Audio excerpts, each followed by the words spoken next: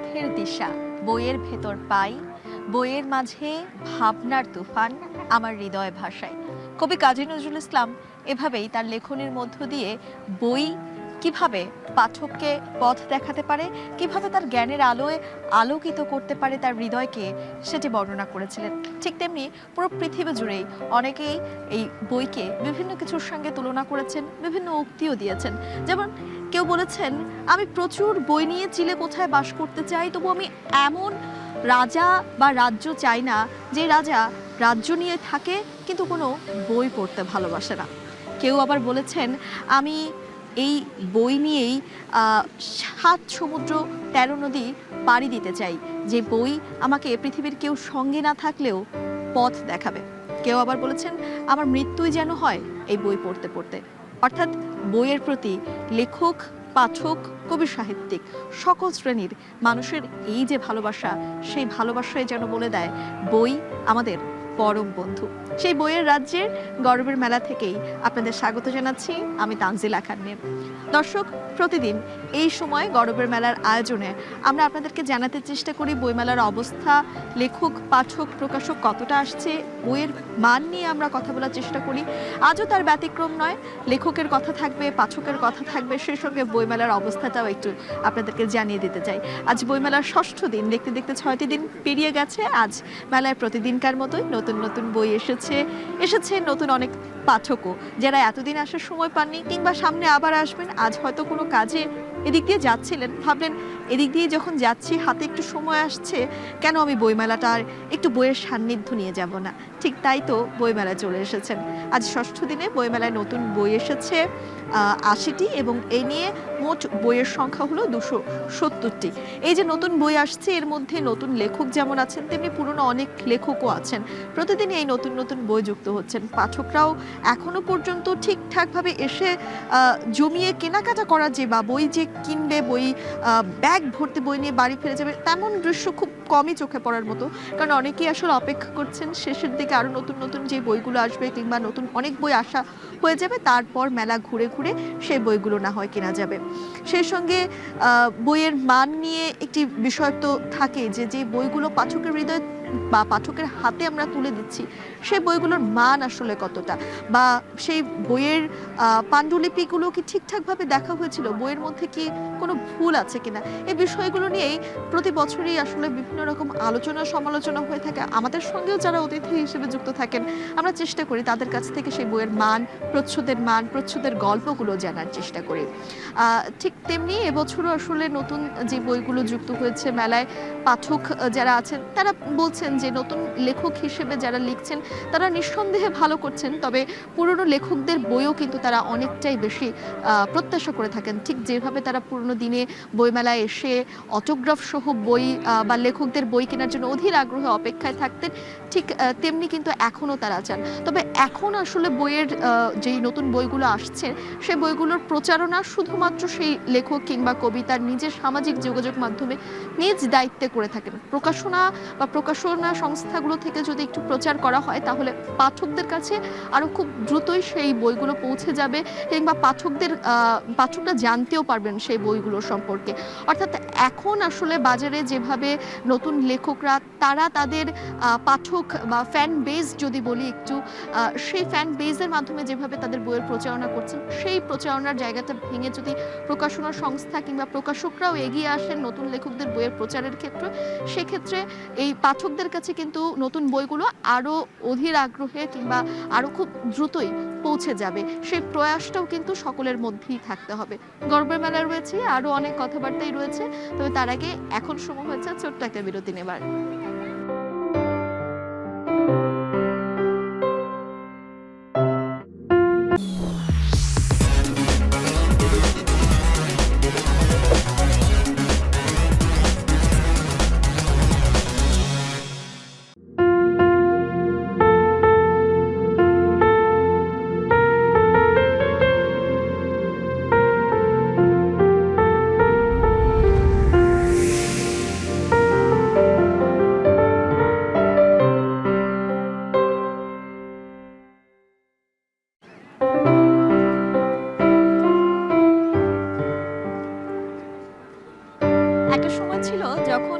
পাঠক শুধু লেখক কিংবা কবির সাথে বই কিনে অটোগ্রাফ সহ বই কিনেই শান্ত হতেন, কিন্তু এখন সে অটোগ্রাফের পাশাপাশি ফটোগ্রাফও থাকা যায়। তাই তো বিভিন্ন স্টলে যখন কবি সাহিত্যিক কিংবা লেখক আসেন তখন সে স্টলে অসংখ্য ভিড় পড়ে যায়। তবে যারা লেখক কবি সাহিত্যিক রয়েছেন তারা কিন্তু প্রত্যাশা করেন এই এত ছবি তোলা কিংবা এত অটোগ্রাফের মাঝেও আসলে একজন হলেও পাঠক থাকুক যে তার বইটা ভালোবেসে কিনবেন এবং যে বইটা একদম সত্যিকার অর্থে পড়েই সেই বইয়ের রিভিউ দেবেন। ঠিক তেমনি অসংখ্য পাঠক আমরা দেখি বইমেলা জুড়ে, কবি সাহিত্যিকরাও আসেন, সবকিছু মিলিয়ে এই বইমেলা পরিণত হয় মিলন মেলায়। আমাদের সঙ্গেও আজকে একজন কবি রয়েছেন, আমাদের সঙ্গে আছেন শিমুল সালাউদ্দিন। কবির মুখোমুখি কবি, কিন্তু আমি তো কবি না, আপনি এখন উপস্থাপকের মুখোমুখি হলেন এবং বলবেন কবির মুখোমুখি কবির গল্পটা। এইটা আসলে আমার দীর্ঘদিন ধরে তো আমি সাক্ষাৎকার নেই। শিমুল সাক্ষাৎমালা 1-এর প্রথম বই কবির মুখোমুখি কবি। এখানে একদম মানে 13 জন কবির সাক্ষাৎকার রয়েছে। তাদের মধ্যে প্রথমজন নীরেন্দ্রনাথ চক্রবর্তী, যিনি জন্মেছিলেন 1924 সালে। ফলে এই বইয়ের এবং সবচেয়ে ছোট যিনি, বয়সে ছোট যিনি, তিনি সুবোধ সরকার, তিনি জন্মেছিলেন 1956 সালে।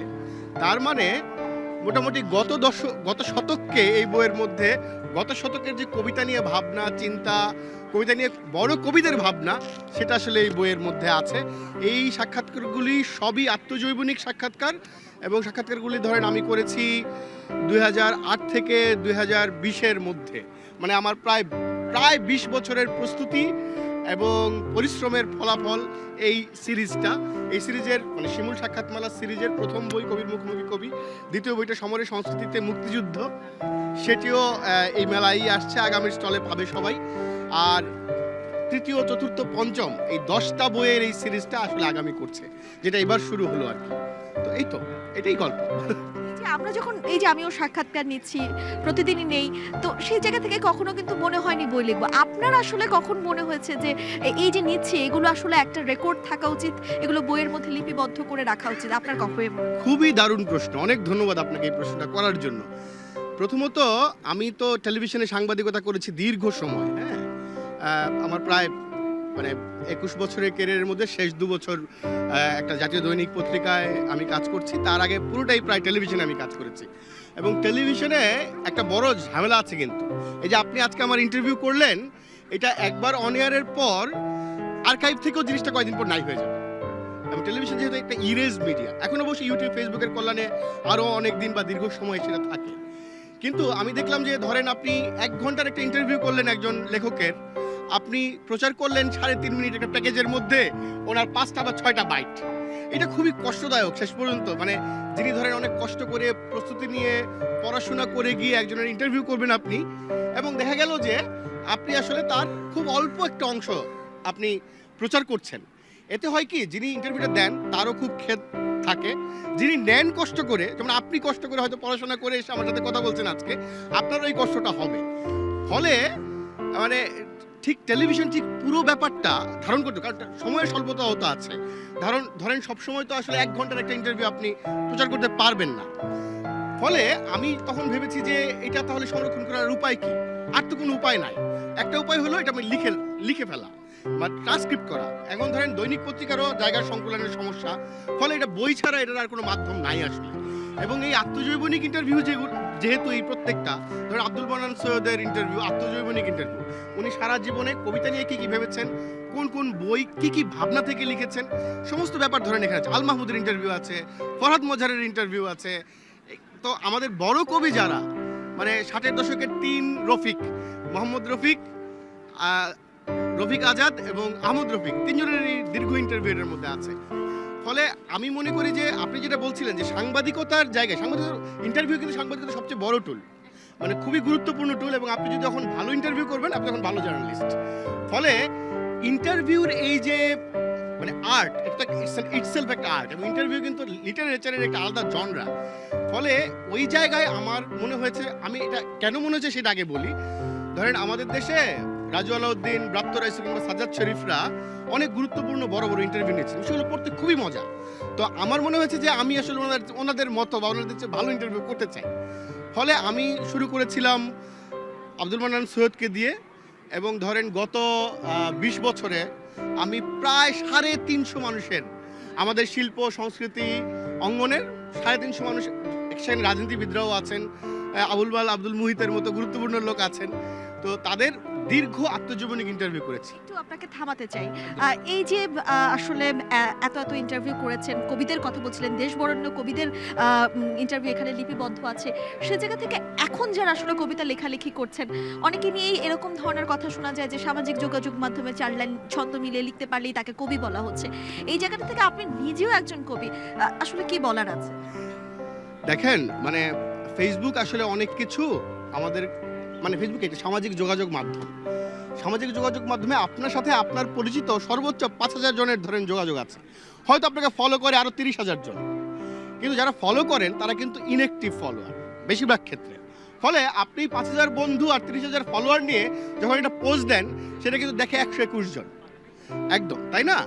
কিন্তু এই 121 জনের মধ্যে দেখবেন 20 জন বা 25 যারা আপনার খুব কাছের মানুষ, তারা কবিতাটার বা লেখাটার গুণাগুণ বিবেচনা না করেই, আপনি যদি তাদের কাছের মানুষ, আদরের মানুষ, আপনাকে বলছে খুব ভালো হয়েছে, বাহ দারুণ। এরকম চিত্রকে আমরা আসলে বইমেলায় আসলেও দেখি না, যে যাদের একদম, পরিচিত একদম। বই, যারা বই লিখছেন তাদের পরিচিত মানুষজনই এসে বই কিনছেন এবং সেই বইগুলো সামাজিক যোগাযোগ মাধ্যমে এসে প্রচার করছে। একদম একদম, মানে এই বাস্তবতা তো আছেই, কিন্তু এটাই বাস্তব। এখন এটাই বাস্তব নিয়ে থাকলে আসলে হবে না, এবং সেই জন্যই আপনি যেরকম আগে বলছিলেন যে একদমই সিরিয়াস পাঠকদের আসলে দরকার, যারা বইটার মান গুণাগুণ বিবেচনা করে বইটা পড়বেন, এবং এরকম 8-10 জন 20 জন পাঠক যথেষ্ট। এবং আমি আপনাকে যেটা বলছিলাম যে ধরেন আমাদের যারা বড় কবি, তারা বড় কবি কিন্তু ফেসবুকে লিখে হন নাই, ফেসবুকে 20,000 ফলোয়ার দিয়ে কিন্তু তারা হন নাই। তারা কিন্তু দীর্ঘ সময়, মানে সাহিত্য একটা ভয়ঙ্কর সাধনার ব্যাপার। তখন চ্যালেঞ্জটাও কিন্তু আসলে অনেক বেশি ছিল। আপনাকে অনেক ধন্যবাদ, আসলে সময় স্বল্পতার কারণেই আপনাকে থামাতে হচ্ছে এবং বিদায় দিতে হচ্ছে। ধন্যবাদ আপনাকে আমাদের সঙ্গে গর্বের মেলায়। আপনাকে অনেক ধন্যবাদ, এখন টিভিকেও ধন্যবাদ। দর্শক, আমরা কথা বলছিলাম আমাদের আজকের অতিথির সঙ্গে, এবং এই মুহূর্তে গর্বের মেলায় আরও একটা বিরতি নেব। বিরতির পর ফিরে আসবো পাঠকের কথা নিয়ে।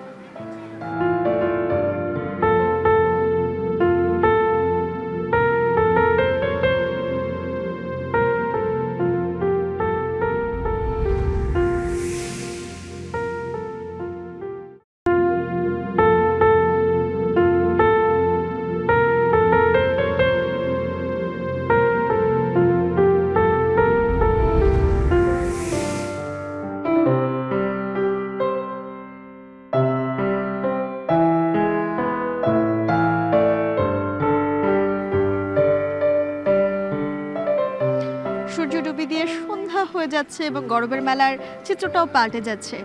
যেহেতু অনেকক্ষণ আগে মেলার দ্বার উন্মুক্ত হয়েছে, অর্থাৎ 3টা বাজে হয়েছে, এখন প্রায় 6টা বেজে চলেছে।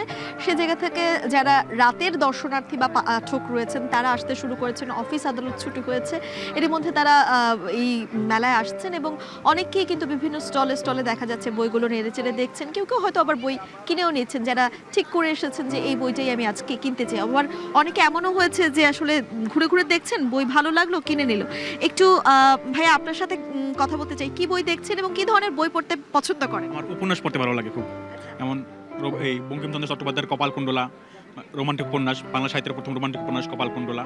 তারপরে দুর্গেশ নন্দিনী আছে ওনার, দেবী চৌধুরানী, তারপর রবীন্দ্রনাথ ঠাকুরের চোখের বালি, বউ ঠাকুরানীর হাট, এগুলো উপন্যাস সমগ্র আমি ভালো লাগে খুব পড়তে। যাদের কথা বললেন সকলেই তো আসলে সেই পুরনো লেখক যারা রয়েছেন তাদের লেখাগুলোকে আসলে, যেহেতু নতুন বই এখন আর তাদের নেই, সেই জায়গাটা কি মিস করেন কিনা, কিংবা মনে হয় কিনা এখন যারা লিখছেন তাদের কেউ কেউ আসলে সেই পাঠক হিসেবে আপনাদের সেই মনের খোরাকটা কিছুটা হলেও কমাতে পারছে? হ্যাঁ, পুরানো লেখকরা আমার কাছে মানে খুবই প্রিয়, আর ওনাদের বইগুলাই মানে খুঁজছি আমরা। ওনার বইগুলো, পুরানো লেখকদের বইগুলো আমার পড়তে ভালো লাগে। নতুন যারা আছে তাছাড়া মানে আমি আসলে পড়ে দেখি না ওরকম। পুরনো যারা আছে, রবীন্দ্রনাথ ঠাকুর, তারপরে বঙ্কিমচন্দ্র চট্টোপাধ্যায়, শরৎচন্দ্র চট্টোপাধ্যায়, ওনাদেরটাই পড়তে ভালো লাগে আমার। ধন্যবাদ আপনাকে। আরও একজন পাঠককে দেখতে পাচ্ছি, একটু আপনার সঙ্গে কথা বলতে চাই। এই যে নতুন যারা লিখছেন তাদের লেখার মান নিয়ে তো অনেক সময় আসলে অনেক ধরনের সমালোচনা আমরা শুনে থাকি, কিন্তু পাঠক হিসেবে আপনার আসলে কি মনে হয় সেই নতুন লেখকদের বইগুলো আগে পড়ে দেখে তারপর সমালোচনা করাটা মুখ্য বিষয় কি? তা তো অবশ্যই। নতুন লেখকরা যারা লিখছেন বই, অনেকেই আছে যে ভাইরাল লেখক। আমরা প্রতিদিনই বইমেলাতে দেখতে পাই যে যারা ফেসবুকে ভাইরাল, তারা আসেন, তাদের বই নিতে এখানে ভিড় জমায়। কিন্তু এই যে বইয়ের ভিতরে কি আছে এটা কিন্তু ভালো করে দেখছেন না। মানে লেখক আসছেন, তাকে সবাই চিনে, সে একজন সেলিব্রিটি, সে অটোগ্রাফ দিচ্ছেন, তার অটোগ্রাফের জন্য বইটা নিয়ে যাচ্ছে, কিন্তু বইয়ের ভিতরে কি আছে সেটা কিন্তু পড়ছে না। তা আমার কাছে অবশ্যই মনে হয় যে যদি তরুণ, বিশেষ করে তরুণ লেখকদের বই আগে পড়তে হবে, তারপর বিচার করতে হবে। এমনও অনেক তরুণদের আমি লেখা পড়েছি, আমি নিজেও লেখালেখি করি, আমি নিজেও লেখালেখি করি, পাশাপাশি আবার এই তরুণদের লেখা বই খুঁজে বেড়াচ্ছি। একজন লেখক কিন্তু একজন পাঠকও বটে, এবং যারা লেখালেখি করছেন তরুণরা, তাদেরও আসলে পড়াটা কতটা জরুরি? অবশ্যই বই পড়া ছাড়া তো লেখা যাবে না, বই পড়তে হবে। এমনকি আমি এই এখন টিভির মাধ্যমে সবার কাছে অনুরোধ করব যে তরুণদের, বিশেষ করে আমাদের তরুণরা অনেক মাদকাসক্ত হয়ে যাচ্ছে, খারাপ কাজে জড়িয়ে যাচ্ছে। সেজন্য দেশপ্রেমের যে বই, প্রতিটা বইয়ের ভিতরে যেন দেশপ্রেমের বিষয়টিকে গুরুত্ব দেওয়া হয়। ধন্যবাদ আপনাকে আমাদের সঙ্গে যুক্ত থাকার জন্য। একটু যারা স্টলে বিক্রয় কর্মী রয়েছেন, অনেক বেচাকেনায় করছেন, তারা অনেকটা ব্যস্ত সময়ও পার করছেন, তবু একটু কথা বলার চেষ্টা করে দেখতেই পারি। আপু, একটু আপনার সঙ্গে কথা বলতে চাই। মেলার তো 6 দিন পার হয়ে গিয়েছে, আমরা সরাসরি সম্প্রচার হচ্ছে আমাদের অনুষ্ঠানটি। একটু জানতে চাই যে মেলার তো 6 দিন পার হয়ে গেছে, আপনারা কেমন মানুষ পাচ্ছেন? 650। একটু যদি বলতেন আমরা সরি আপু। অনুষ্ঠানে আছি। আচ্ছা, উনি কোনোভাবে আসলে কথা বলতে রাজি হচ্ছেন না, তবে আমরা কিন্তু আসলে দেখতে পাচ্ছি স্টলে কি পরিমাণ, আসলে প্রথম সপ্তাহ হিসেবে এই যে ভিড় দেখা যাচ্ছে, সেই ভিড় কিন্তু অনেকটাই বেশি। আর তার বাইরে গিয়েও একটু শেষ করতে চাই মাও সেতুংয়ের একটা কথা দিয়ে, পড়ো পড়ো এবং পড়ো। অর্থাৎ এই যে তরুণ প্রজন্মের কাছে ইতিহাস নিয়ে অনেক প্রশ্ন উঠছে, অনেক সমালোচনা হচ্ছে, সব কিছুতেই তরুণ হিসেবে কিংবা একজন দেশের নাগরিক হিসেবে আপনি অংশ নিচ্ছেন, নেয়ারই কথা, বা নেবেন, এটাই স্বাভাবিক। তবে তার আগে ইতিহাসের বইগুলো একটু নেড়ে চেড়ে দেখতে হবে।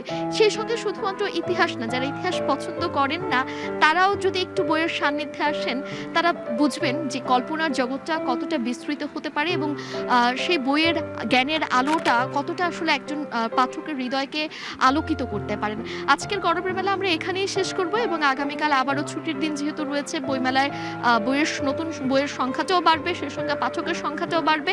আগামীকাল মেলার দ্বার উন্মুক্ত করা হবে সকাল থেকে, অর্থাৎ লেখক, পাঠক এবং প্রকাশক, সে সঙ্গে সকলের পদচারণায় মুখরিত হয়ে উঠবে এই প্রাঙ্গণ। সেই কামনা করেই শেষ করছি আমাদের আজকের গরমের মেলা।